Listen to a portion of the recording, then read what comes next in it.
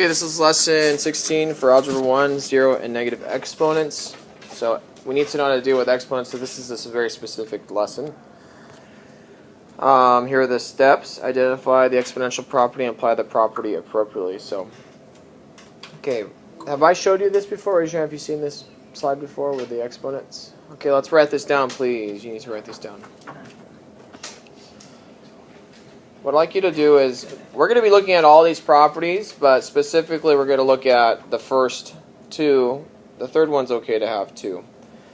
Okay, so I'm going to erase the other ones, okay, but all I really want you to focus on is the first two. So the rest of them, I'm just going to erase them. That's what we're going to be looking to. So I need you to write these down, please. The first three down. So a to the 0 power, anything to the 0 power is equal to 1, okay? A to the negative n power is going to be, when we have a negative exponent, we don't like it, so what we do is we make anything we want a fraction by putting it over 1. And then we flip the fraction, so it's going to be a to the nth, and then the numerator is 1. So all you have to do when you have a negative fraction is you flip it, okay?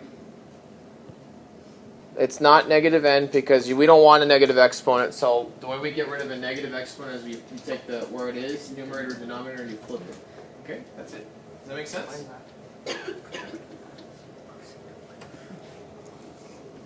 Lastly, a to the first power. Anything to the first power is just itself a. Okay.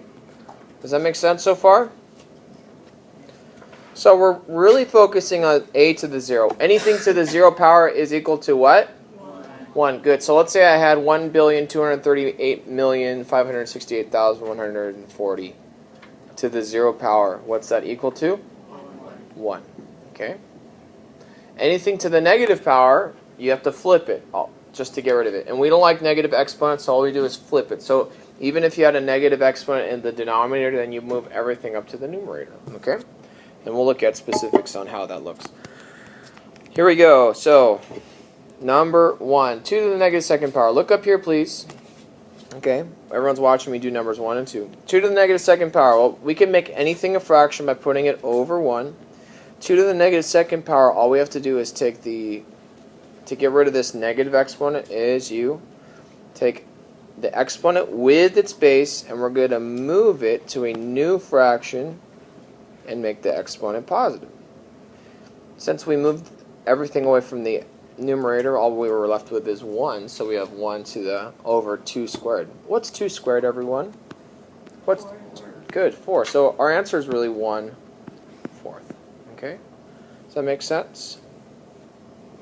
Okay, good.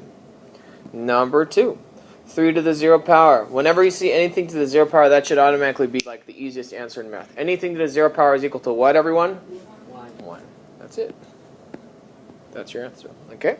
Any questions on numbers 1 or 2? Okay. Okay, continuing. Number 3, x to the negative third power. So, do we like negative exponents in math? No, so how do I make anything a fraction before I start? Nope. Before that? How do I make x to the negative third a fraction? Put a 1 under it. You can make anything a fraction by putting a 1 under it, okay? So that's the first thing we're going to do. Do we like this negative exponent? No. So what's the base of negative 3? X, right? So we're going to take this whole thing and we're going to move it to the denominator, making it a new fraction, okay? So on the bottom we have x to what power? To the 3, good. Now finish it up, okay? Okay, good. 1 over x cubed. And on this one, make sure your exponent looks like a little number in the corner, okay? Next one. Before you start on this one, are there any negative exponents up here? Yes. Good. Which one? Okay, good. Is the y have a negative exponent? No. So should we flip the y also? No.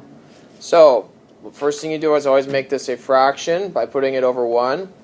And all we're going to move is this first term, right? We're not going to move the second term. So y to the fourth, do not touch that one. Okay, I'm going to give you a moment to figure that one out. Ready, go. So on this one, all we're moving was x cubed down to the bottom. We're going to keep y to the fourth at the top. Okay, since there's still y to the fourth, you could leave a 1 up here. That's okay. But what's 1 times y to the fourth anyways? What's 1 times y to the fourth? Good, it's just itself, right? So does it make sense to put a 1 up there? No, it's kind of redundant, right? So then all we're going to do is move x cubed to the denominator. Can we still have the 1 up there? You could, but what's 1 times anything? Itself, right? It's kind of redundant, right? Okay. Good. Okay, number 5. Now, number 5 is a little bit interesting. I made it a little bit difficult. Let's do this one together. Okay. Is there anything interesting that you notice about number 5? The 0. Okay, good. What's m to the 0 equal to, everyone? 1. So 1. Is the 2 disappear? No. What's between the 2 and the 1 here? Multiply. Good. Okay. And then we still have n to the negative third. How do I make this a fraction? Put it over what? 1. Do we like negative exponents? No. So we need to move just the n to the negative third to the denominator. So we're just going to put n to the third. And the numerator is what? What's 2 times 1? 2, right? So then this is your final answer. 2 over n cubed. Okay? Does that make sense? Okay, I did that one. That one's a bit harder. So I'd like you to write this one in your notes, please. A lot of right answers. So on this one, x to the negative first stays in the, or needs to be moved, right? Y to the 0. What's y to the 0 really equal to? 1, right? So we need to move the x to the negative first to the denominator. So it's x to the first. And the numerator is just left with 1, right? Would you all agree? Now I got a question. Remember at the beginning of the lesson, what's x or anything to the first power? Itself. So what's our answer really? 1 over x. Okay, so if you have x to the first, that's okay. There's nothing wrong with it, but it's just redundant. Okay? And that concludes our lesson, okay?